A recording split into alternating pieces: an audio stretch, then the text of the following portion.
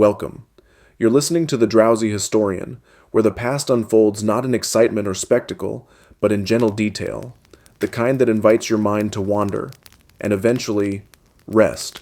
Tonight we're traveling far, far back, across oceans and centuries, to a place of dust and bricks, of stars and scribes, of gods and grain. Ancient Babylon, a place often remembered for its towering ziggurats and famous kings. But tonight, you'll experience something quieter. We won't begin in the grand courts of royalty, nor at the heights of conquest.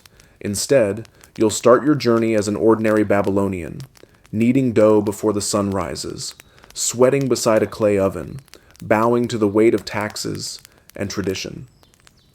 Then, we'll drift upward, into the life of a ruler whose name echoed across empires, and whose mind may have unraveled at the height of his power. From there, we'll explore the strange, silent legacy left behind, the thousands of clay tablets inscribed with one of the earliest forms of writing. And finally, we'll enter the sacred shadow of the ziggurat itself, to glimpse the cloistered lives of those who whispered with gods. So settle in. Let the world dim around you, and let the rhythms of ancient life begin to hum softly in your mind. Let's begin with the baker. Imagine yourself waking up in the deep hush before sunrise. The sky over Babylon is still black, the stars barely faded, and the heat of the coming day still slumbers. But you do not. You are a baker. Your dwelling is modest.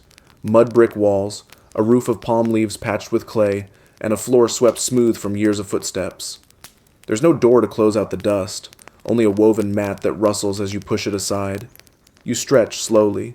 Your arms ache, not from yesterday, but from every day before it. And before the rooster crows or the first cart rolls down the street, you are already moving, already measuring. Wheat is not something you simply go and buy. It comes to you from fields you do not own, from farmers you barely know, and through merchants whose scales are always slightly suspect. You sift it carefully, watching for stones, twigs, or hidden insects. Beside your home is the oven. It's more of a domed clay structure than what we might think of as a kitchen appliance. It traps the heat like a sealed pot, and even now, long before dawn, the coals from last night are still warm. You feed it with kindling, dried date palm fronds, bark from tamarisk trees, whatever will burn. There is no variety in your product. Flatbread, day after day. You mix flour with water, sometimes a bit of oil if you're lucky, and a pinch of salt if you've bartered well. Yeast? That's a gift from the gods, or more precisely, from the previous day's dough, if it survived the heat. You knead with care but without hurry. Your hands move as your mother's did, and her mother's before her. The dough is soft, tacky, and fragrant. There is something soothing in this. The repetition, the texture, the way it pulls slightly at your fingers. But the comfort is short-lived. Soon you hear the footsteps of the scribe. The city's scribes are not just writers. They are record keepers, tax collectors, and agents of the great bureaucracy that is Babylon. They carry styluses and tablets, and they write everything. How many loaves you sell, what you owe to the temple, what share goes to the governor. You nod respectfully. You do not speak unless spoken to. The scribe glances at your baskets, marks a number, and moves on. He says nothing, but you already know. A portion of your bread will not be yours. Some will go to the temple, some to the palace, and some to the unseen apparatus that governs your life. You bake. The oven radiates heat, and the air grows thick. You sweat. You swat at flies. You carefully press the dough onto the inner wall of the oven, timing it just right so it doesn't scorch. When it's ready, you peel it off with a hooked stick and stack it neatly on woven trays. The smell is rich, earthy, almost sweet. Neighbors come. Some buy, some haggle. A few ask for credit. You smile, but your smile is tired. You remember who paid last time and who did not. Children scurry past, laughing. Their feet kick up dust. Someone is calling to a goat. Somewhere nearby, a pot breaks, and someone curses softly. The rhythm of Babylon has begun. But your day does not end at noon. It stretches forward, like the endless Euphrates, winding past lunch and into evening preparations. You clean your tools, you count your grain, you barter again, this time for figs or onions or something to flavor tomorrow's meals. And if you're lucky, if no fire goes out, no scribe returns, and no neighbor falls ill, you may sit beneath your awning as the day fades. The wind will be warm, but softer, the shadows long, the walls of the city glowing in the golden haze of sunset. You will chew a piece of bread, not your best, not your freshest, but yours, and you will rest. Because tomorrow, the work begins again. Now let us drift upward, away from the baker's oven, past the bustling courtyards and dusty streets of Babylon. Let us rise through time and space, toward the palace, toward a man whose name still echoes through the ruins. Nebuchadnezzar II. You've likely heard the name. A king draped in history and myth, carved into tablets, mentioned in scripture, whispered about in legend. But tonight, we will not focus on his conquests, his wars, or the thunder of his armies. Instead, we will walk more slowly, more softly, through the arc of his life, from a crown carved of ambition to the strange shadows that may have swallowed his mind. Nebuchadnezzar was not born a king. He was born the son of Nabopolassar, a general, a rebel, a man who had broken free from the crumbling Assyrian Empire to form a new one, the Neo-Babylonian Empire. Young Nebuchadnezzar grew up amid military camps, shifting alliances, and the constant rhythm of drums and diplomacy. Even as a boy, he was surrounded by scribes, soldiers, and priests. The weight of power hung around him like incense. He learned to speak not just Akkadian, but also diplomacy. He studied the stars, not for wonder, but for prophecy. And he learned, above all, that to rule Babylon was to build. When his father passed the torch of war to him, Nebuchadnezzar rose quickly. He led campaigns into Syria and Palestine, crushed rebellions, and expanded Babylonian influence from the Persian Gulf to the borders of Egypt. He was strategic, often brutal, but always deliberate. In battle, he was methodical, rarely reckless. In diplomacy, he was exacting. And when his father died, Nebuchadnezzar returned to Babylon not as a warrior alone, but as king.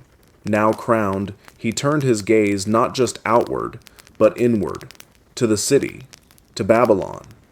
You may imagine him standing on a terrace, wind tugging gently at his robes. Before him, the walls of the city stretched for miles, thick, protective, mighty. But Nebuchadnezzar did not find comfort in what already stood. He found a satisfaction, restlessness. He did not want to protect Babylon. He wanted to transform it. And so began one of the most ambitious architectural undertakings in the ancient world. Temples were rebuilt, palaces expanded, streets straightened and paved. The fabled Ishtar Gate, brilliant blue, adorned with rows of lions and bulls, was commissioned under his rule. Massive glazed bricks, each precisely crafted, each marked with his name. Every corner of the empire whispered the same thought: Babylon is rising, and at its heart was Nebuchadnezzar. But in time, that heart began to beat strangely.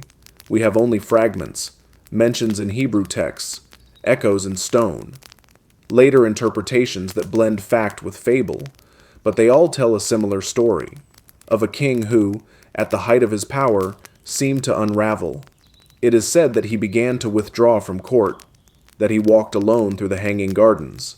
Gardens, some say, he built to please his homesick wife, a queen from the mountains of Media. It is said he spoke to shadows, that he refused food, that he began to see himself not as a man, but as a beast. There's a story, gentle, strange, and symbolic, that Nebuchadnezzar left his throne and wandered the wild, that his hair grew long, matted with dew, and his nails curled like the claws of birds. He was no longer king. He was lost. Some say it was divine punishment. Others say it was madness. Still others believe it was metaphor, a poetic way to describe the king's fall from grace. But eventually, the fog lifted. He returned. And when he did, he praised his gods with a fervor that some found unsettling. His writings took on a new tone, more religious, more exalted.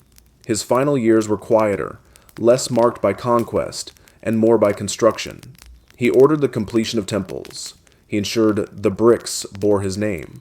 He wanted the world to remember not just that he ruled, but that he had created. Even in the twilight of his life, Nebuchadnezzar seemed consumed by legacy. And when he died, Babylon was a city transformed, a jewel in the desert, a monument not only to empire, but to one man's restless, brilliant, and possibly fractured mind. If you walk those ruins today, past the broken bricks and half-buried inscriptions, you may feel his presence still, in the rhythm of the walls, in the alignment of the roads, in the way the past refuses to fade. You may hear the echo of sandals on stone, or the soft, distant hum of a king who dreamed in architecture, and whose dreams may have grown too large to hold. Let us now move from palaces and gardens to something quieter still. No footsteps echo here, no walls rise into the sky, no voices call out from terraces. Instead, you find yourself surrounded by silence, the hush of a buried past, and the subtle rustle of dust being brushed away. We're entering the world of tablets, not glowing screens, not modern devices, but thick, earthen slabs, cool to the touch, marked with signs that once held entire civilizations. Cuneiform. It is one of the oldest known systems of writing, born not in Babylon itself, but earlier in the broader region of Mesopotamia. By the time of Nebuchadnezzar, it had been used for over 1,000 years. And though the empire rose and fell in towering stone and royal decree, its memory rests in clay. Imagine yourself kneeling in a dimly lit archive room, perhaps beneath a temple, or behind the quiet walls of a scribe's quarters. All around you, shelves hold hundreds, perhaps thousands of tablets. Some are small, no larger than your hand. Others are broad, rectangular, weighty. They were made by pressing reeds into soft clay, leaving wedge-shaped marks. Neat lines of them, angled and ordered. That's where the word comes from. Cuneiform, meaning wedge-shaped. At first, the writing was purely practical. It began with numbers, tally marks, accounts, who owed what and when, which farmer delivered barley, how many goats changed hands, how much beer was to be brewed for a festival. But as Babylon grew, so did its language. The clay was no longer used only to count, but to speak. There were contracts, lengthy agreements carved with care, outlining land trades, marriage terms, labor arrangements. There were court cases, accusations, defenses, judgments, all recorded in silent detail. And there were laws, perhaps none more famous than those of Hammurabi, etched into tall stone and copied onto clay, proclaiming justice in the voice of the king. But the scribes were not only accountants. They were historians, poets, astronomers, dreamers. Some tablets contain prayers, long, lulling hymns to gods whose names sound like breath on the wind: Marduk, Ishtar, Enlil. Others hold recipes, lists of ingredients for stews, instructions for brewing, or mixtures to be used in healing. There are fragments of children's lessons, lists of birds, of stones, of gods and kings. One can almost imagine the little fingers that once traced these lists, lips moving in whispered repetition. There are love letters, carefully phrased lines sent from one heart to another, promising devotion, begging forgiveness. And then there are stories. The Epic of Gilgamesh, perhaps the most famous of all, lives in these tablets. A tale older than Homer, older than the Bible. A story of friendship, grief, and the search for immortality, written line by line on damp clay, baked into memory. The scribes of Babylon did not use ink. Their words were not brushed onto parchment or scratched onto scrolls. They were pressed gently but firmly into the very earth, and when they were finished, the tablets were dried. Some were baked in kilns, others left in the sun. They were then stored carefully, wrapped in linen, stacked on shelves. And when Babylon fell, when its towers crumbled and its people scattered, the tablets remained, buried, waiting. Centuries passed. Cities rose and fell above them. Languages changed. Beliefs shifted. The clay slept beneath it all. And then, in the 19th century, they began to reawaken. Archaeologists brushed away centuries of dirt. Slowly, carefully, they lifted the tablets from the earth. Thousands of them, some broken, some whole. At first, no one could read them. The language had been forgotten, the shapes meaningless. But through patience, decades of study, comparisons, and shared discoveries, the code was slowly broken. The wedge marks began to speak again, and what they said was not always glorious. They told of grain quotas and debt, of sons disinherited, of clay houses collapsed in rainstorms, of scribes chastised for poor penmanship, of nights spent without sleep and fields sown in vain. In other words, they told the story of people, not gods, not myths, not kings alone, but ordinary men and women who lived, struggled, hoped, and recorded their lives one careful mark at a time. You may imagine, if you like, one of those scribes, sitting cross-legged on a reed mat, a lamp flickering beside him, his stylus resting lightly in his hand. The air is dry, the walls are cool. Outside, the noise of the city rises and falls, but inside, only the soft tap of clay being shaped. He writes, not knowing whether anyone will ever read his words again, and yet, here you are. We have walked the streets of Babylon, stood beside ovens glowing in the dark, watched a king both build and falter, and listened as clay tablets whispered from centuries of silence. Now, let us ascend once more, not to the throne room, but to the sacred heights of the ziggurat. Not as tourists or worshippers, but quiet observers, peeking gently into the lives of those who lived behind its walls. The ziggurat loomed above the city. It was not a temple itself, but a foundation, a holy mountain built by hand. Layer upon layer of baked brick, stacked in terraces, each one narrower than the one below it, forming a great step tower. The people believed it brought them closer to the heavens. Its sides were painted, whitewashed or colored with glazes, its staircases wide and steep. Palm trees may have lined its base, and on ceremonial days, priests and musicians climbed its levels in slow procession. But for those who worked within its shadow, day after day, life was not lofty. It was ordered, repetitive, deeply ritualized. Imagine, if you will, the life of a temple scribe. He wakes before the sun, not unlike the baker, but his world is quieter, more controlled. He lives in the temple district, within a walled compound, among other functionaries of the gods. His tunic is simple, clean, his reed stylus carefully kept. He enters the courtyard, where incense already curls into the morning air. He greets the high priest with a bow, not deep, but respectful. And then he begins his work. He may spend hours copying hymns, recording temple donations, listing offerings, each tablet precise, each character placed with discipline.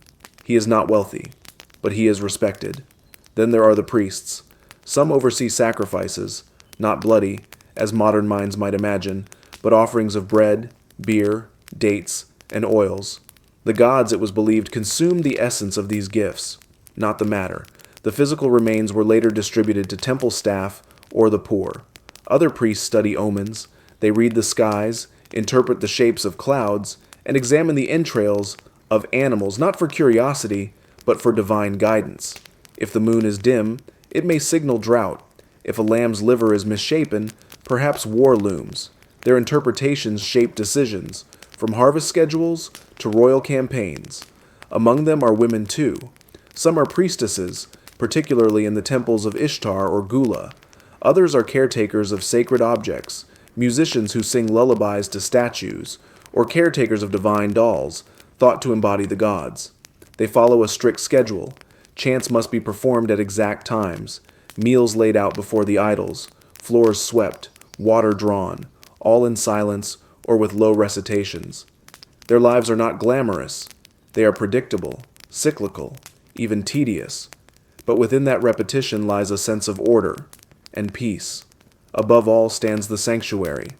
At the summit of the ziggurat, legend tells of a chamber where the god Marduk might descend. a sacred space, rarely entered, possibly even mythic in its seclusion.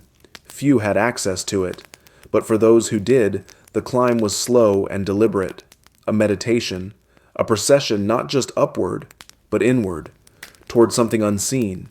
Behind the ziggurat walls, there are storerooms filled with offerings, quiet corridors where soft sandals leave no trace, rooms where scribes read aloud to statues, believing the gods listened.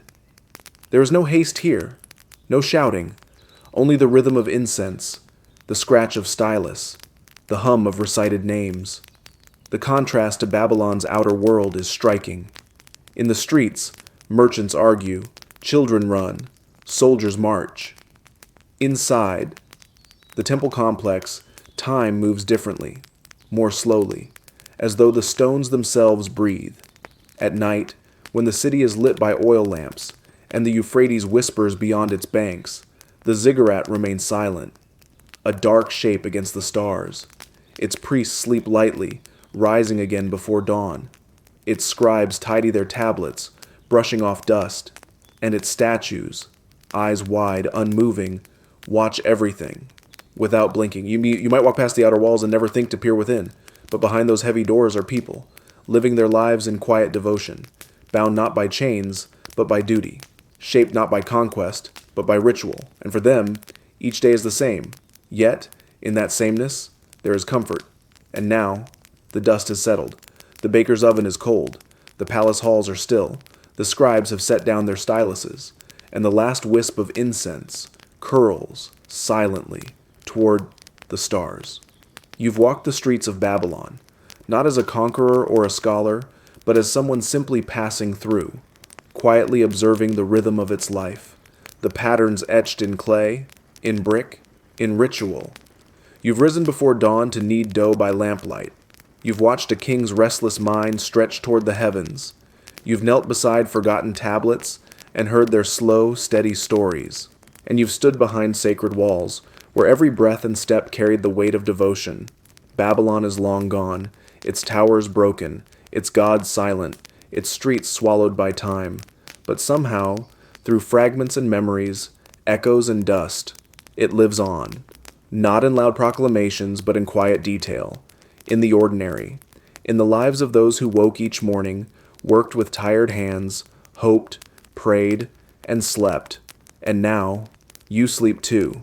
The city fades behind you. The stars drift over the plains. The Euphrates flows somewhere far, far away, its waters soft and endless. Breathe gently, rest deeply, and let the echoes of Babylon carry you into silence. Good night. Tonight we set sail, not to battle, not to plunder, but into the quieter corners of Viking life. You won't need a sword for this journey, only your imagination, and a place to rest your thoughts. Much has been said about the Vikings, tales of their ships slicing through stormy seas, of helmets, horned or not, of raiding parties and treasure hoards, of Odin and longhouses, of saga and song. But beneath the myths, beneath the roaring fires and fearsome legends, there were people who woke up early, who worried about the weather, who hoped for good soil, and feared the darkening sky.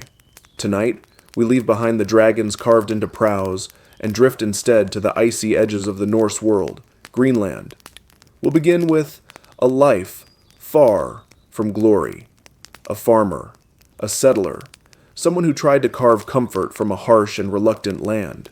Then, we'll follow the story of Leif Erikson, not as a bold discoverer, but as a son, a navigator, and a quiet thread in the fabric of Norse politics. After that, we'll turn our gaze to the earth itself, to a ship burial discovered beneath the Norwegian soil, filled with riches, riddles, and the presence of someone important, and still unknown. And finally, we'll step into the warmth of a Viking feast, not as a warrior, but as an observer. Roasted meats, clinking horns, whispered rivalries, and the rhythm of skaldic songs. So lie back, let the ocean winds fade into a hush, and let us begin, not with conquest, but with cultivation. Imagine waking to the sound of wind scraping against wooden beams. The light outside your doorway is thin, neither day nor night, but something pale, and uncertain. You push aside a curtain made from woven wool, and cold air seeps in immediately, sharp but not surprising. You are a Viking settler, and this is Greenland. But there is no green, at least not now. The name is a promise made long ago by explorers hoping to lure others west. In truth, the summers are short, and the winters are many. Your home is small, built from turf, wood, and stone. Its walls are thick, piled with layers of earth and sod. Inside, the air smells of smoke and dried fish. A low fire flickers in a stone hearth, trying to hold back the chill. You live with your family, tight quarters, perhaps your wife and children, perhaps an elder. Everyone plays a role. There is no idle life here. You rise early, not because you want to, but because you must. There is only so much light, and the land does not wait. Farming here is not like farming in Denmark or the coast of Norway. The soil is thin, patchy, and reluctant. Stones poke up where seeds should take root. Even in summer, frost lurks in the shadows. Your crops, mostly barley and hay, grow slowly, stubbornly. There is no room for mistakes. The cows need grazing. The sheep need shelter. The few goats you've managed to keep wander too close to the cliffs sometimes, and there are no neighbors within shouting distance. Perhaps a scattered homestead a mile away. 2, if you're lucky. You work in silence, not because there's nothing to say, but because the wind often drowns it out. Your hands are raw from lifting stones. You shape your tools by hand. The iron you brought years ago is beginning to wear thin, and there is no blacksmith nearby to replace what breaks. Sometimes the fish come, sometimes they don't. Sometimes the ice melts in time to plant. Sometimes it lingers. And always, you watch the horizon. Not just for weather, but for ships, for visitors, for trade, or for those who come uninvited. There is fear in this land, though it moves quietly. Some settlers speak of spirits, of things that live in the rocks, or hover between the trees. You've heard stories passed down around the hearth, about strange shadows seen during the deepest winter nights, about sounds in the sky that don't belong to birds. But mostly you fear hunger. You store your food in deep pits. You dry fish, smoke meat, hang herbs from rafters. You trade what you can. You mend boots 3 times over. You rework broken sleds into fishing lines. And still, it is never enough. Winter arrives early here. It falls not like snow, but like silence. The sun slips lower and lower on the horizon until it vanishes for weeks. The air is heavy with frost. Your breath curls in the dim light like smoke. You do not see your neighbors. You do not hear birds. Only the sound of firewood cracking, and stomachs waiting. Some years are kind, most are not, and when spring finally returns, timid, shy, you do not celebrate. Not yet. First you count what's left. You check the animals. You patch the roof. You wait for the first signs of green. Not beauty, but survival. Because here, in Greenland, the life of a Viking settler is not conquest. It is endurance. It is waking up each morning and simply trying again. Let us now turn our gaze from the quiet isolation of Greenland's homesteads to a young man standing on the shore. He squints toward the horizon, not to admire the sea, but to measure it. His name is Leif, son of Eric the Red, grandson of Norway.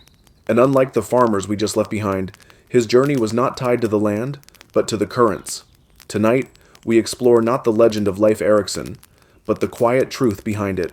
Leif was born around the year 970, long before compasses, long before maps were drawn on paper. He was the son of a man who had been exiled not once, but twice. Eric the Red had a temper.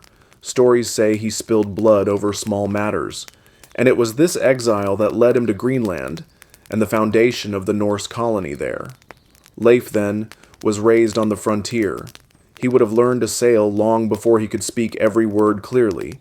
He would have learned to watch the wind, to listen to the waves, to measure the weight of cloud cover and the shape of birds.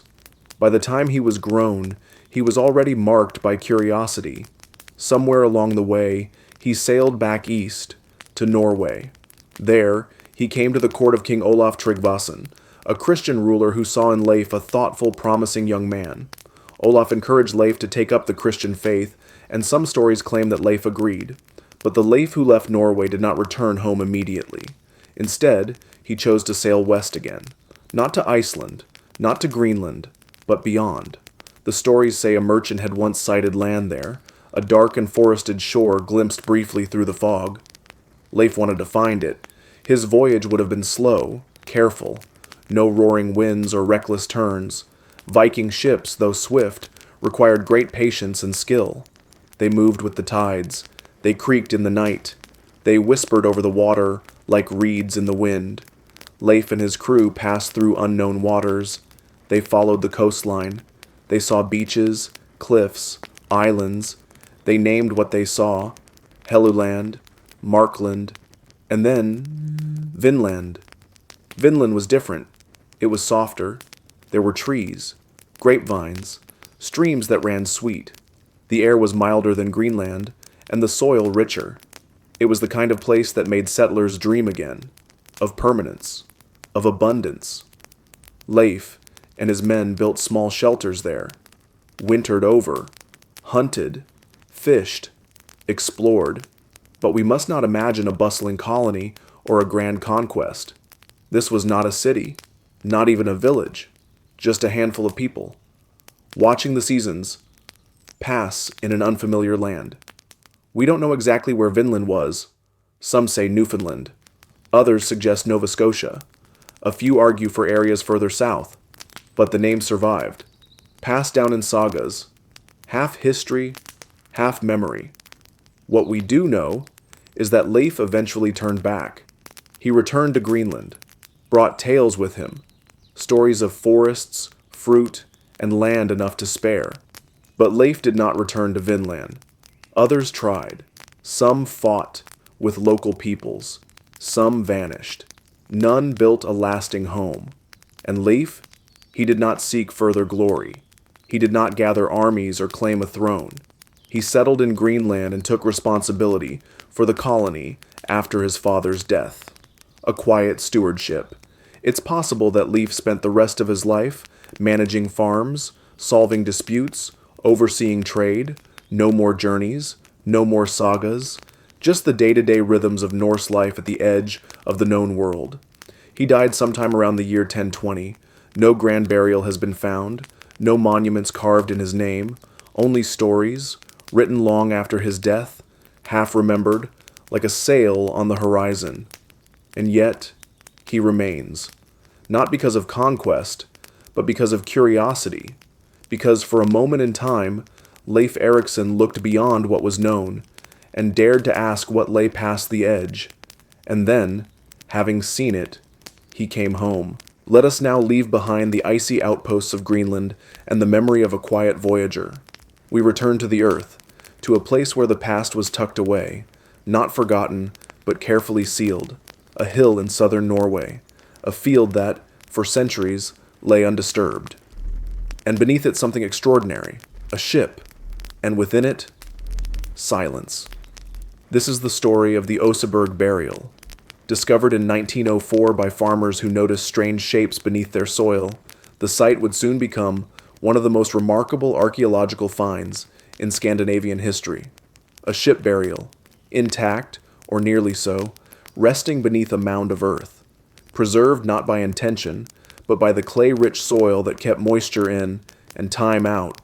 The ship itself was beautiful, sleek, long, nearly 70 feet, its curved prow curled like a question mark, carved with delicate spirals and animal heads, but it was not meant for water, not anymore. This ship had been pulled onto land, set in a trench, its mast removed, its hull covered with planks, and then it became a tomb. Inside were two women. They had been placed on a bed of woven blankets and feathers, one older, one younger. Their identities remain a mystery. Some speculate that one was a queen, or perhaps a high priestess. Others believe they were family, mother and daughter, or perhaps mentor and student. Their bones told a few things. The elder had lived past 60, a long life for the time. She had walked with difficulty. perhaps arthritis. The younger woman was around 40. No cause of death could be found for either, but their burial spoke volumes. This was not an ordinary grave.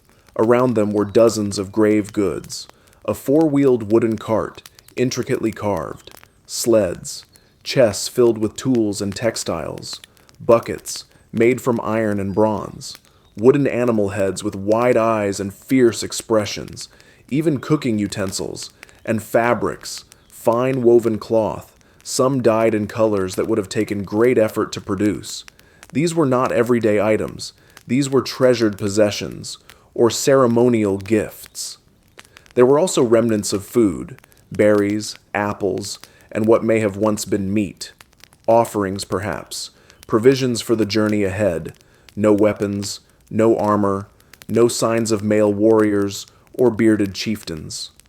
Only two women, and a silence that lingered through the centuries. Archaeologists debated for years who they might have been. One theory suggests the older woman was Osa, the grandmother of King Harald Fairhair, the first king to unite Norway. But there is no firm evidence, only suggestion, only hints. What makes the Oseberg burial even more haunting is what was missing. Much of the original wood from the burial chamber had been removed in antiquity. Robbers, perhaps. Long ago. They took what they could, though it seems they left much behind. Still, it adds a layer of absence to the discovery, a sense that the story will never be complete.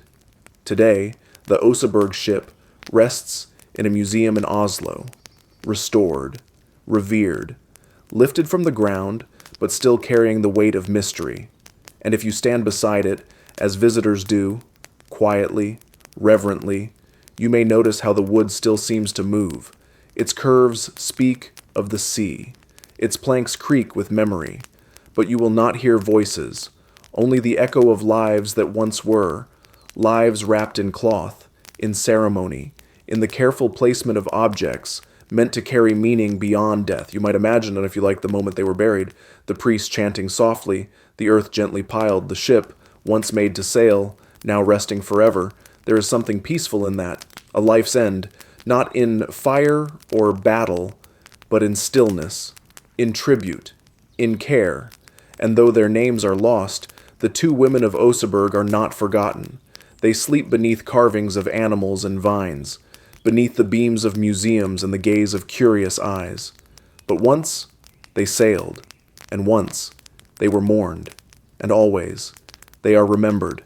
And now, after the hard winters of Greenland, after voyages across cold seas, and the silent mystery of a buried ship, let us step inside somewhere warm, a hall, long, wooden, and flickering with firelight.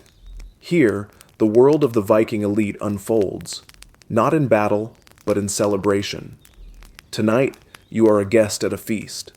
The hall is tall and dark, built from thick timbers, its walls lined with tapestries that flutter slightly in the breeze.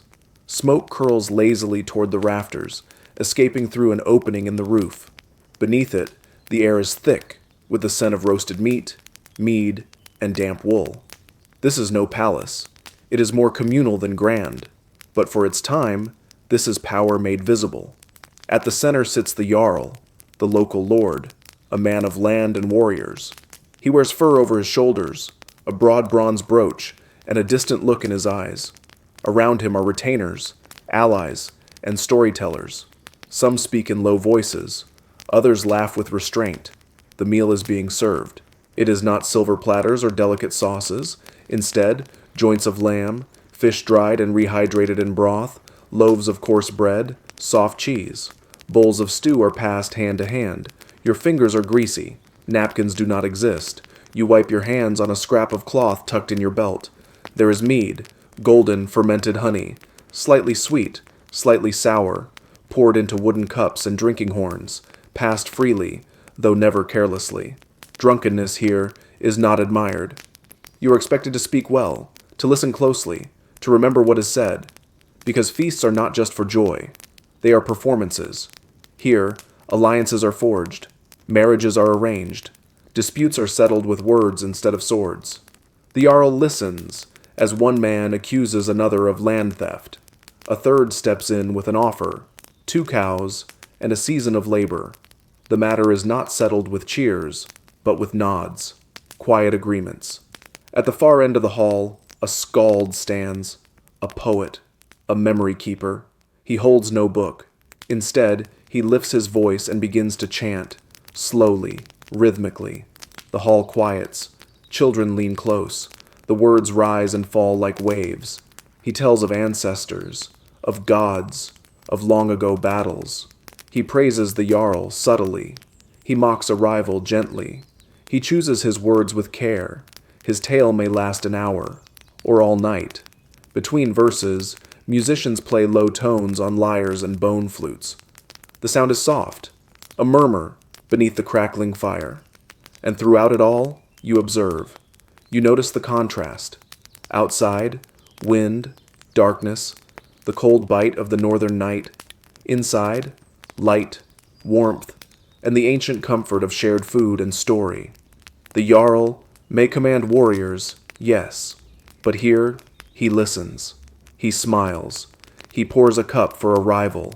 He allows his wife to speak. Her words are sharper than his. People nod. Even in the world of the elite, there is simplicity. They eat what is grown or caught. They wear what is woven by hand. They sleep on benches or furs. Their wealth is shown not in gold, but in people, in loyalty, in the number of men willing to sail beside them, in the songs sung in their name. As the evening stretches on, the laughter grows quieter. The fire settles into coals. The hall grows drowsy. A few guests rise to leave. Others curl beneath their cloaks on the benches. You remain for a moment longer. The skald's voice fades. The mead is gone. And above you, the rafters creak in the wind. This feast, like so many in Viking life, is not about excess. It is about rhythm, about honor, about the fragile balance of power and peace, preserved not just by sword, but by spoon and story.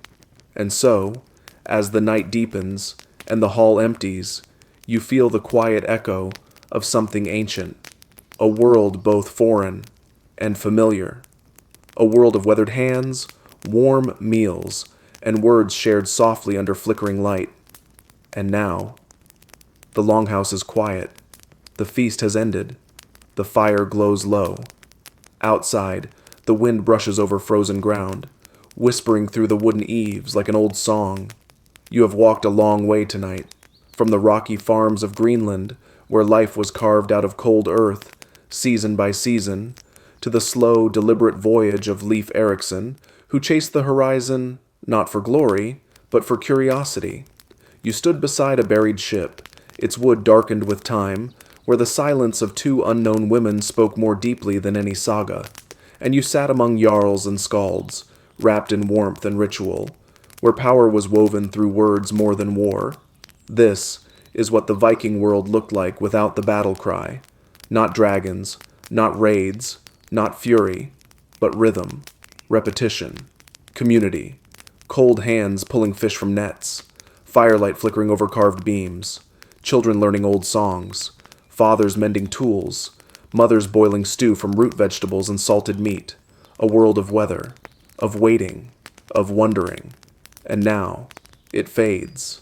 Like the mist, lifting from a fjord at dawn, you return from the past, slowly, gently, with the weight of wool still on your shoulders, the smell of wood smoke in the air, and a faint echo of long-forgotten names in your ear. You are no longer on a ship, no longer in a hall, only here, in the quiet of your room, in the hush of now. So let your breath slow. Let the stories blur. Let the waves carry you further still, into the deep and restful waters of sleep. The Vikings are sleeping now, and so should you. Good night.